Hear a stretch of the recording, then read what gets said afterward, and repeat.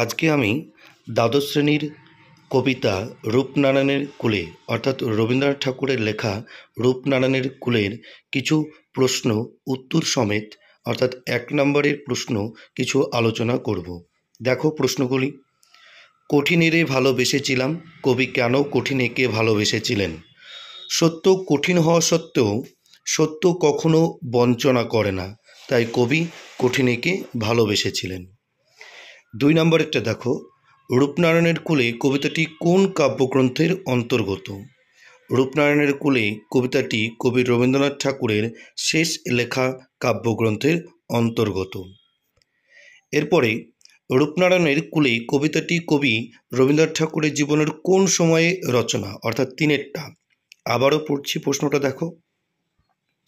রূপনারায়ণের কূলে কবিতাটি কবি রবীন্দ্রনাথ ঠাকুরের জীবনের কোন সময়ের রচনা?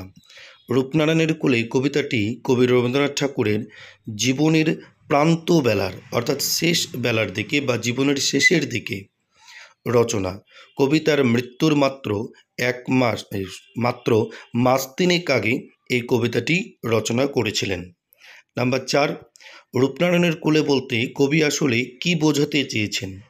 রূপনারায়ণের কূলে বলতে কবি আসলে প্রবহমান এই রূপময় পৃথিবীকে বোঝাতে চেয়েছেন। নাম্বার ৫, জানিলাম বক্তা কি জানিতে পেরেছিলেন? কবি রবীন্দ্রনাথ ঠাকুর রূপনারায়ণের কূলে জেগে উঠে জানতে পারলেন এ জগৎ স্বপ্ন নয়, এ জগৎ হলো আঘাত সংঘাতে ভরা কঠিন কঠোর বাস্তব। নাম্বার ৬, চিনিলাম আপনারে কবি কিভাবে নিজেকে চিনলেন? রূপনারায়ণের কূলে জেগে উঠে কবি রবীন্দ্রনাথ ঠাকুর আঘাতে বেদনায় নিজের সত্য স্বরূপ উপলব্ধি করার মাধ্যমে নিজেকে যথার্থভাবে চিনলেন। নাম্বার ৭, সত্য যে কঠিন, এই সত্য কঠিন বলার কারণ কি? মানব জীবনে সত্য উপলব্ধি পথ মসৃণ নয়, সত্য অনেক দুঃখ ও দাবি নিয়ে আসে, তাই কবি সত্যকে কঠিন বলে মনে করেছেন।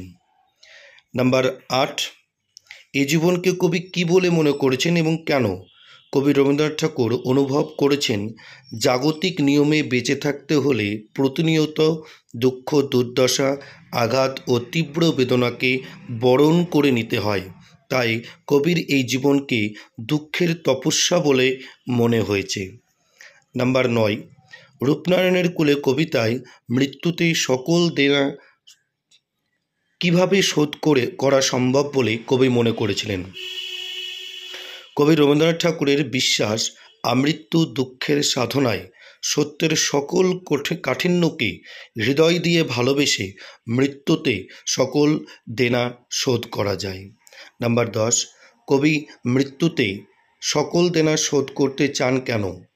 জীবনে প্রাপ্ত সমস্ত কিছু নিজের সঙ্গে মৃত্যুর কাছে সমর্পণ করে কবি জীবনের সব দেনা মৃত্যুতে শোধ করবেন বলে মনে করেছেন। নাম্বার ১১, রূপনারায়ণের কূলে কবিতাটি কোন গভীর অর্থ প্রকাশ করে? রূপনারায়ণের কূলে কবিতাটির মাধ্যমে কবি রবীন্দ্রনাথ ঠাকুর মানুষের আত্মানুসন্ধান ও আত্মস্বরূপ উপলব্ধির গভীরতর সত্যকে প্রকাশ করেছেন। নাম্বার ১২, আমৃত্যু কবি কিসের অন্বেষণ করেছেন এবং কাকে ভালোবেসেছেন? কবি রবীন্দ্রনাথ ঠাকুর দুঃখের তপস্যার মাধ্যমে আমৃত্যু সত্যের অন্বেষণ করেছেন এবং সত্যকেই ভালোবেসেছেন। ভিডিওটি ভালো লাগলে বন্ধুদের মধ্যে শেয়ার করে দিও এবং চ্যানেলটিকে সাবস্ক্রাইব করে দিও, তাহলে এইরকম অনেক কোশ্চেন, শর্ট কোশ্চেন এবং ব্রড কোশ্চেন